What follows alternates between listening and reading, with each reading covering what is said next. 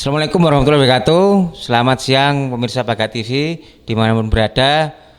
Semoga sehat walafiat, dan kali ini kita mengadakan talk show ilmiah Baga TV di lokasi Kelurahan Pandanwangi, Kecamatan Belimbing, Kota Malang. Saya bersama Bapak Dr. Muhammad Ghazali MA, beliau Wakil Dekan 2 Fakultas Syariah Universitas Darussalam Gontor, Pak nggih, Ponorogo, Kabupaten Ponorogo, Jawa Timur, Indonesia.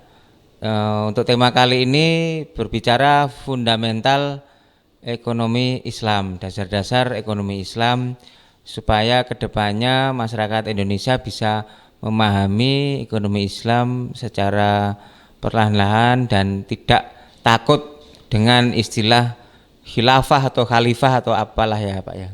Jadi selamat siang Bapak Muhammad Ghazali. Siang, alhamdulillah. Bisa Bapak ceritakan bagaimana historis ekonomi Islam sebelum peradaban Islam sekarang? Silakan Pak. Ya, terima kasih.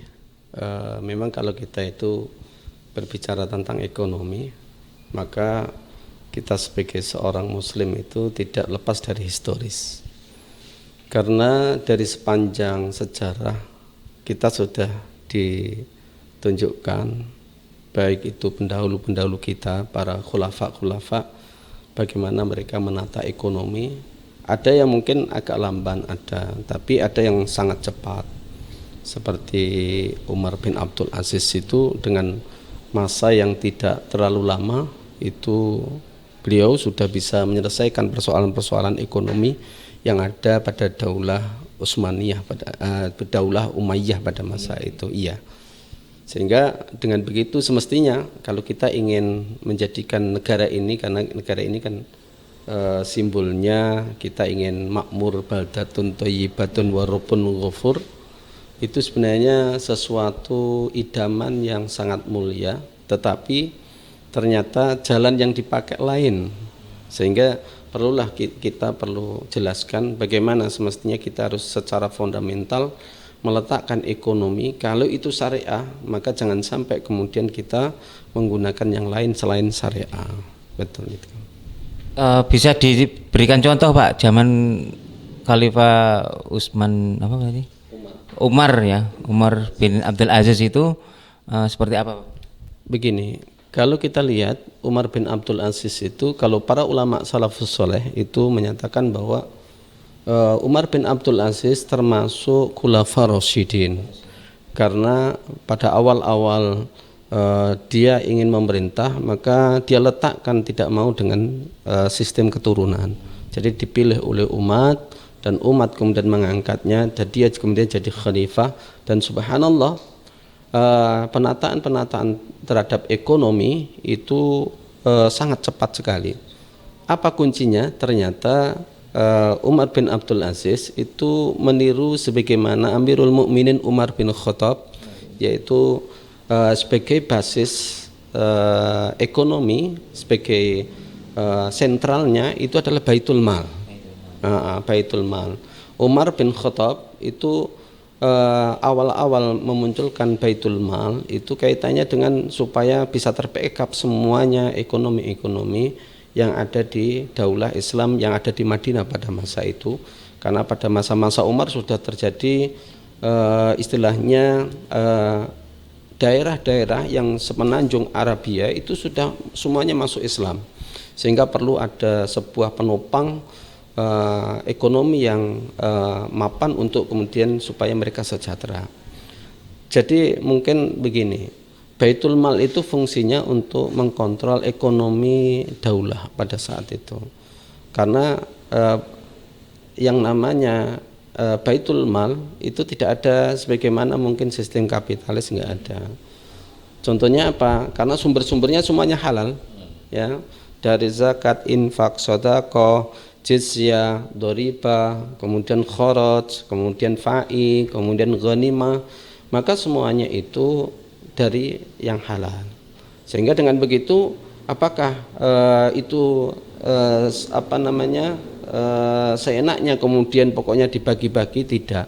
Ternyata kalau kemudian kita belajar historis pada masanya Umar bin Abdul Aziz, dalam satu divisi yang namanya zakat itu tidak hanya untuk mengambil saja, tetapi di situ itu selain kaitannya dengan pemetaan siapa yang harus diambil, artinya orang-orang yang mereka itu agnia dan orang-orang yang mereka itu termasuk 8 asnaf itu siapa, semuanya sudah tercatat dengan baik.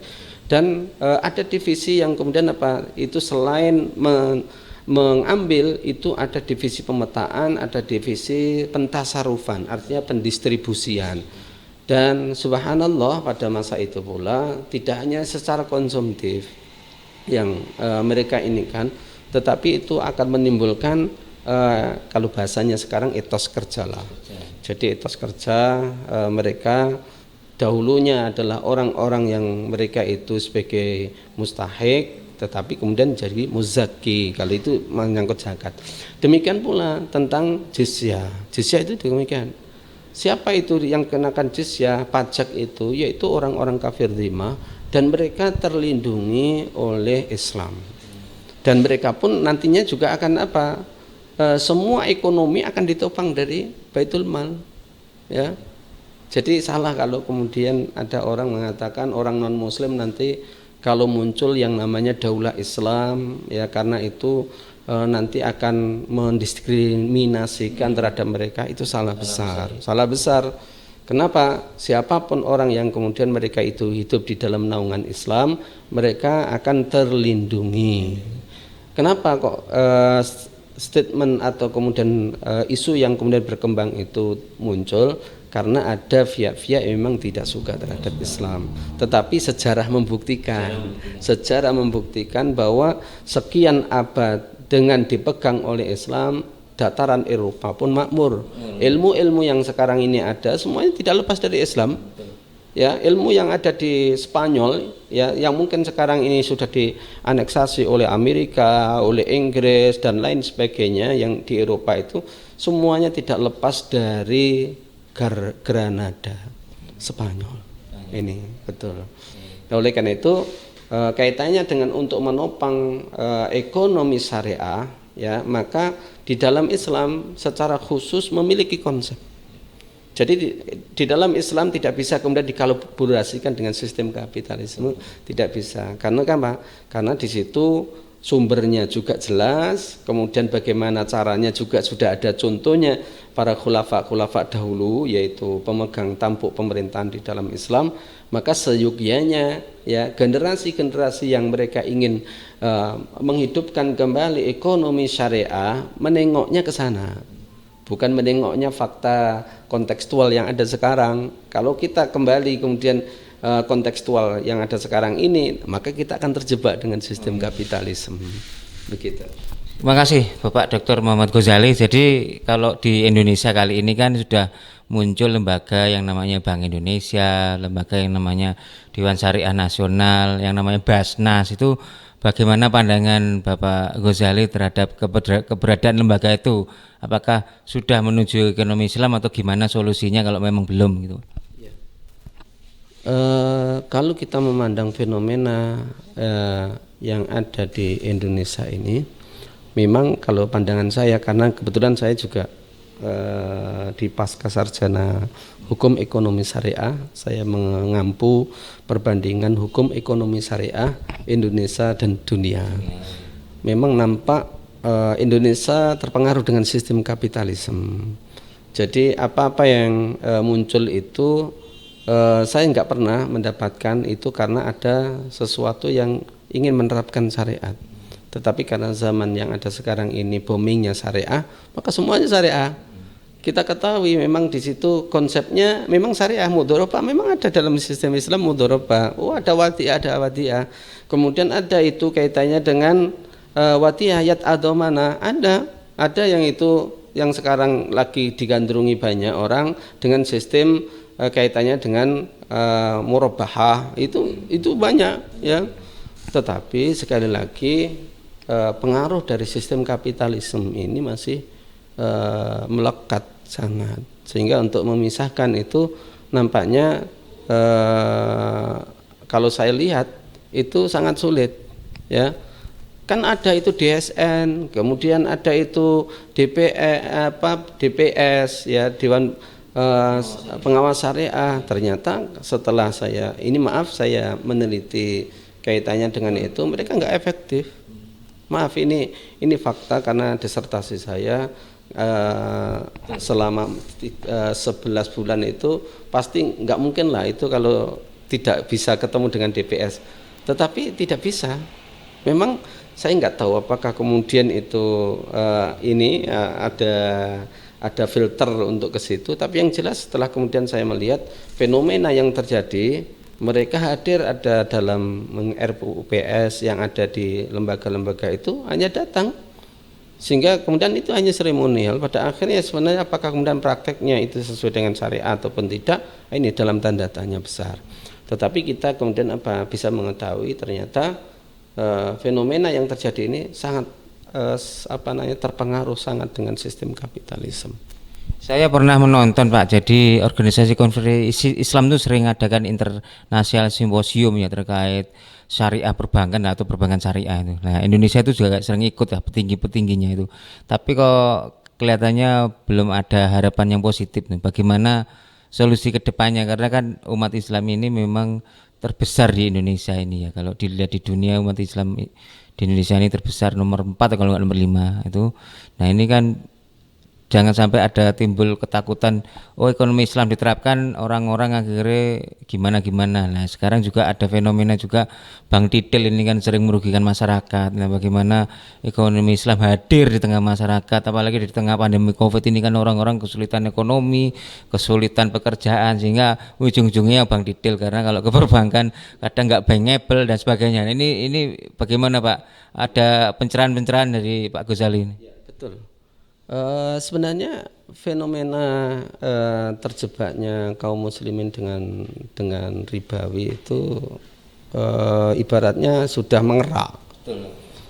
Tetapi kita tidak bisa menafikan, tidak bisa menolak keberadaan ada lembaga-lembaga keuangan syariah seperti Basnas, seperti Laks yang lain, Laksis dan lain sebagainya, YDSM dan lain sebagainya, atau BMH.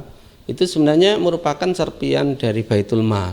Hanya saja kan dia hanya bisa mengambil zakat, infak, sedekah. Tapi yang lainnya kan nggak bisa. Kenapa kok nggak bisa? Karena memang harus muncul dulu sistem Islam. Istilahnya kita itu nggak boleh mempreteli yang bisa diterapkan ini, yang lainnya dibuang, nggak boleh. Kalau kita... Bagaimana profesionalisme pelaku perbankan Islam dalam menerapkan ekonomi Islam, Pak? Mungkin bisa Bapak jelaskan. Iya. Kalau kita mengatakan profesionalisme, dalam konsep disertasi saya, profesionalisme itu pertama ada syarat kafaah. Kafaah itu kemampuan. Kemampuan itu apa? Baik itu secara konsep ataupun teori ataupun aplikasi. Ya, kemudian yang kedua, aufu bil uqud. Aufu bil uqud itu kalau dia berjanji menepati. Kemudian ansurullah itu saling tolong menolong, karena dalam konsep kehidupan Islam itu antara satu dengan yang lainnya itu saling bersinergi, bukan saling menjatuhkan, ya, bukan saling kemudian mendolimi, tidak, tetapi di situ saling mengangkat. Caranya gimana? Kalau memang tulus ingin menerapkan yang namanya ekonomi syariah, ayolah kita selesainya legalah dengan sistem Islam. Karena apa? Kalau tidak, nanti akan ibaratnya benang itu hanya bundel, ruwet, gitu. Mau menyelesaikan ini, ternyata kena ini, karena aturannya begini. Maka sekali lagi saya mengimbau kembali kepada syariat Islam. Mungkin sekarang ini serpian yang namanya Baitul Mal itu sudah dilakukan oleh Lasis atau kemudian Lasis Waf, ya, kaitannya dengan wakaf ada ini. Ya, sekarang kaum muslimin lagi boomingnya menyangkut wakaf. Kenapa? Karena wakaf ini bukan milik pribadi, bukan milik lembaga, bukan milik ini, tapi apa? Milik umat. Dan itu esensinya adalah semuanya miliknya Allah Subhanahu wa taala. Fa insyaallah kalau kemudian umat ini mau sadar, kemudian mau kembali kepada Islam sebagai rahmatan lil alamin, maka insya Allah selesai persoalan-persoalan ini. Kenapa? Sebenarnya simpel saja. Karena yang membuat sistem itu, yang menciptakan, yang mengaturnya zat yang menciptakan kita, Allah Subhanahu wa taala. Itu.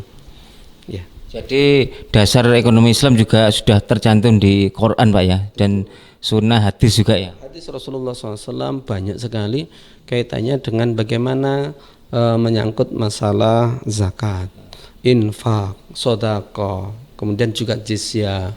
Kemudian bagaimana kita harus menyantuni Ibnu Sabil, 8 asnaf yang ada dalam Al-Quran itu semuanya ada, ya.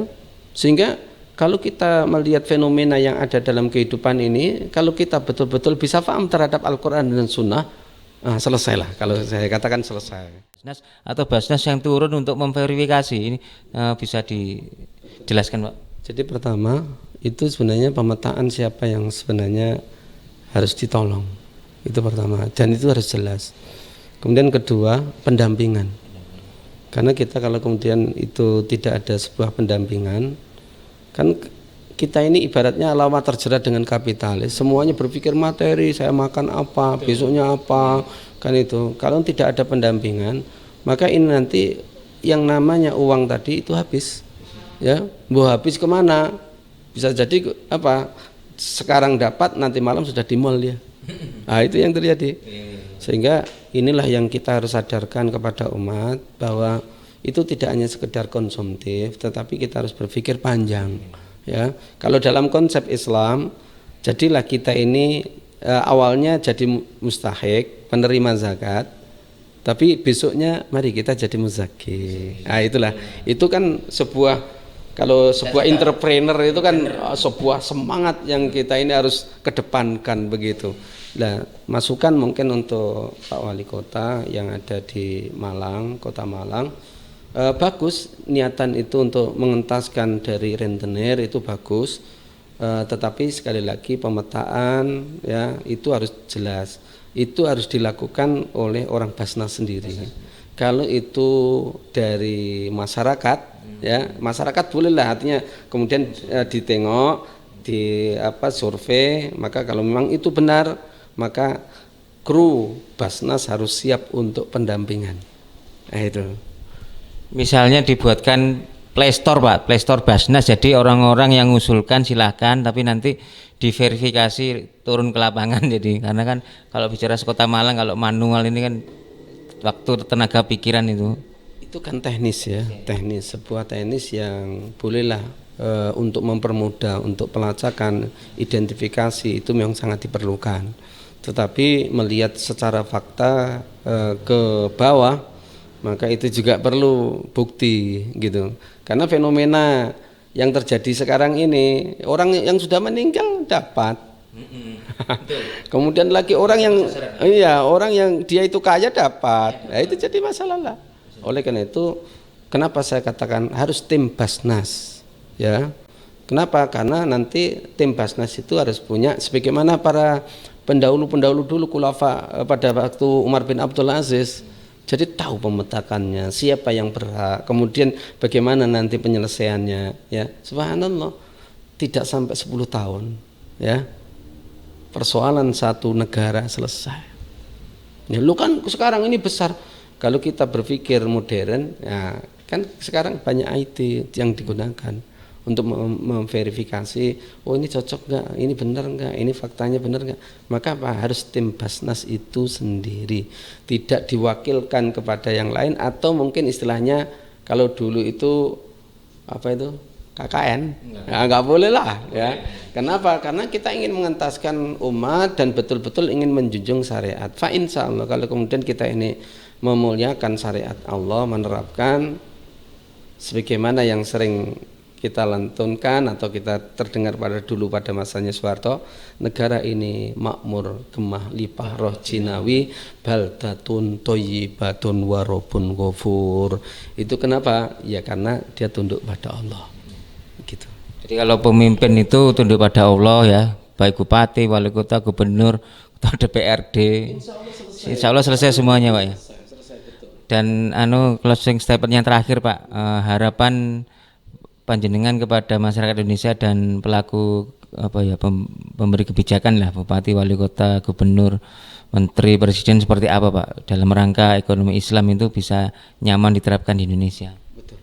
Jadi begini, saya berharap ya kekuatan ekonomi itu bukan materi ya, tetapi secara spiritual untuk membentuk sebuah kerangka kehidupan itu sangat penting. Apa itu? Sebuah keyakinan.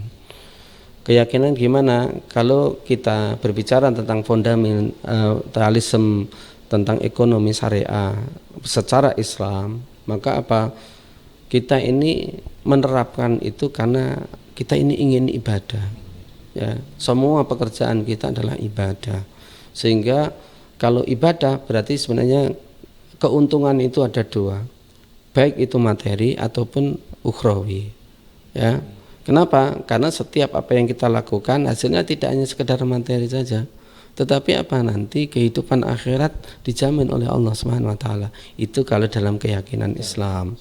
Dan itulah yang ternyata pada masa-masa terdahulu ya, para khulafa itu sesuatu yang sangat fundamental inilah yang itu mengkristal di dalam dada mereka.